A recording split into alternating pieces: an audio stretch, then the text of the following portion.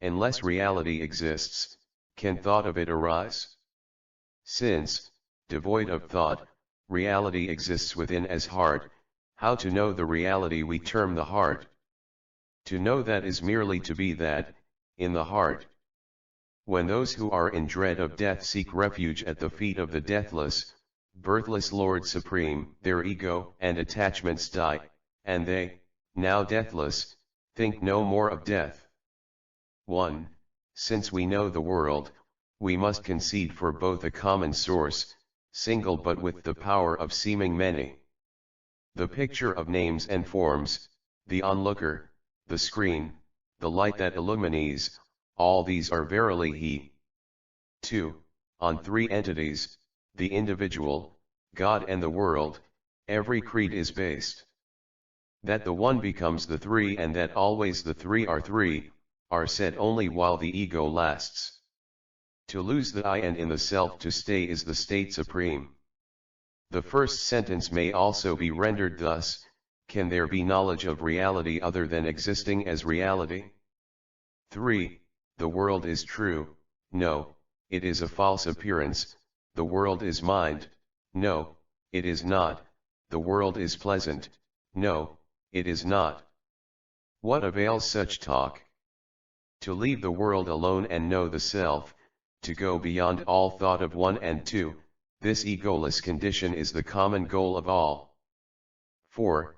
If self has form, the world and God likewise have form. If self is without form, by whom and how can form, of world and God, be seen? Without the I, can there be sight or spectacle?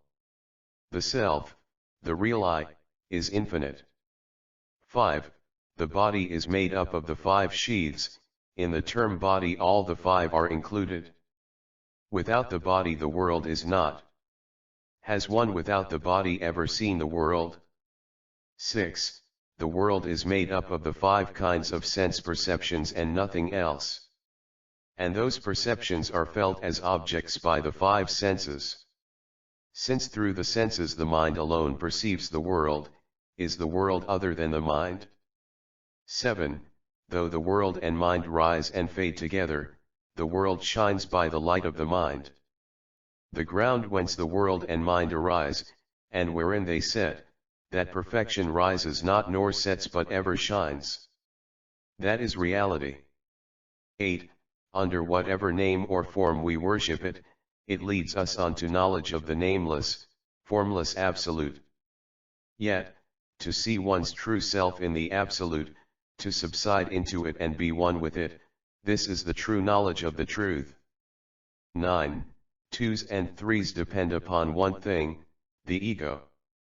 If one asks in one's heart, what is this ego, and finds it, they slip away.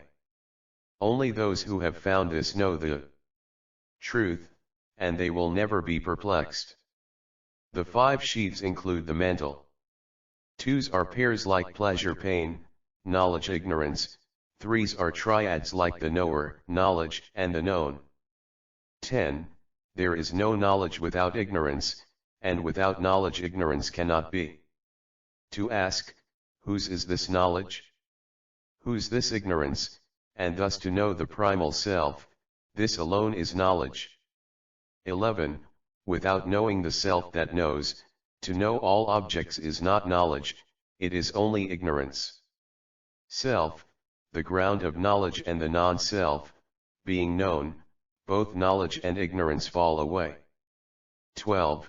True knowledge is being devoid of knowledge as well as ignorance of objects.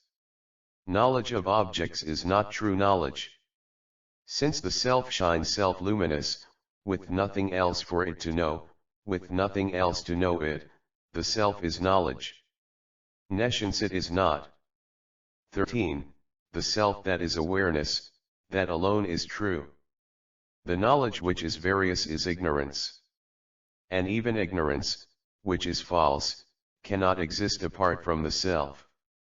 False are the many jewels, for apart from gold, which alone is true, they cannot exist. 14. You and he, these appear only when I does. But when the nature of the I is sought and the ego is destroyed, you and he are at an end.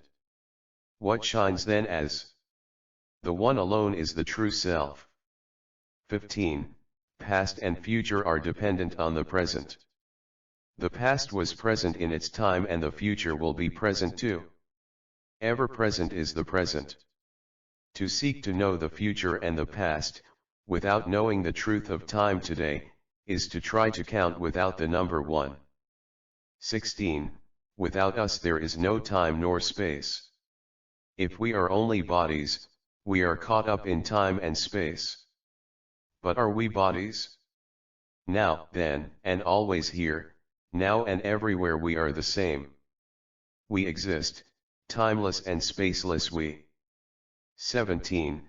To those who do not know the self and to those who do, the body is the I. But to those who do not know the self the I is bounded by the body, while to those who within the body know the self the I shines boundless. Such is the difference between them. 18. To those who do not know and to those who do, the world is real. But to those who do not know, reality is bounded by the world, while to those who know, reality shines formless as the ground of the world. Such is the difference between them. 19.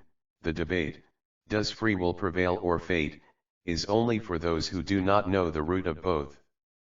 Those who have known the self, the common source of free will and of fate, have passed beyond them both and will not return to them. 20. To see God and not the self that sees is only to see a projection of the mind. It is said that God is seen by him alone who sees the self, but one who has lost the ego and seen the self is none other than God. 21. When scriptures speak of seeing the self and seeing God, what is the truth they mean? How to see the self? As the self is one without a second, it is impossible to see it. How to see God? To see him is to be consumed by him. 22. Without turning inwards and merging in the Lord, it is his light that shines within the mind and lends it all its light. How can we know the light of lights with the borrowed light of the mind? 23. The body says not it is I. And no one says, in sleep there is no I. When I arises all other things arise. Whence this I arises, search with a keen mind. 24. The body which is matter says not I. Eternal awareness rises not nor sets. Betwixt the two, bound by the body, rises the thought of I. This is the knot of matter and awareness. This is bondage, jiva, subtle body, ego. This is samsara, this is the mind. 25. Holding a form it rises, holding a form it stays, holding and feeding on a form it thrives. Leaving one form, it takes hold of another. When sought, it takes to flight. Such is the ego ghost with no form of its own. 26. When the ego rises all things rise with it. When the ego is not, there is nothing else. Since the ego thus is everything, to question what is this thing, is the extinction of all things. 27. That we are, when I has not arisen. Without searching whence the I arises, how to attain the self-extinction where no I arises? Without attaining self-extinction, how to stay in one's true state where the self is that? 28. Controlling speech and breath, and diving deep within oneself like one who, to find a thing that has fallen into water, dives deep down. One must seek out the source whence the aspiring ego springs. 29. Cease all talk of I and search with inward diving mind whence the thought of I springs up. This is the way of wisdom. To think, instead, I am not this, but that I am, is helpful in the search, but it is not the search itself. 30. When the mind turns inward seeking who am I, and merges in the heart, then the I hangs down his head in shame and the one I appears as itself. Though it appears as I, it is not the ego. It is reality, perfection, the substance of the self. 31. For him who is the bliss of self arising from extinction of the ego, what is there to do? He knows nothing other than this self. How to conceive the nature of his state? 32. When the Vedas have declared, thou art that, not to seek and find the nature of the self and abide in it, but to think I am that, not this is want of strength. Because that abides forever as the self. 33. To say I do not know myself or I have known myself is cause for laughter. What? Are there two selves, one to be known by the other? There is but one, the truth of the experience of all. 34. The natural and true reality forever resides in the heart of all.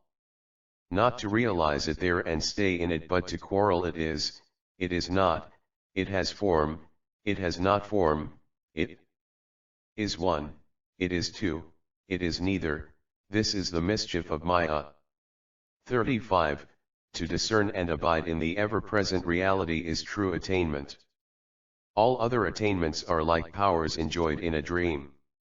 When the sleeper wakes, are they real? Those who stay in the state of truth, having cast off the unreal, will they ever be deluded? 36. If we think we are the body, then to tell ourselves, no, I am that, is helpful to abide as that.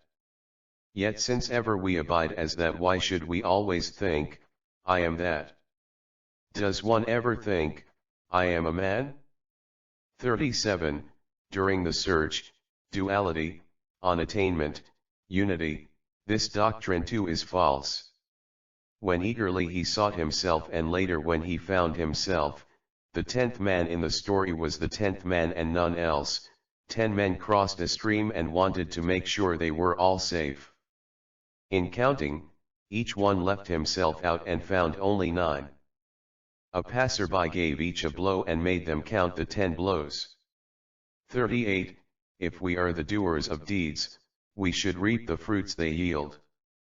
But when we question, who am I, the doer of this deed, and realize the self, the sense of agency is lost and the 3 karmas slip away. Eternal is this liberation. 39. Thoughts of bondage and of freedom last only as long as one feels, I am bound. When one inquires of oneself, who am I, the bound one, the self, eternal, ever free, remains. The thought of bondage goes, and with it goes the thought of freedom too. 40. If asked, which of these 3 is final liberation, with form, without form, or with and without form? I say, liberation is the extinction of the ego which inquires with form, without form, or with and without form.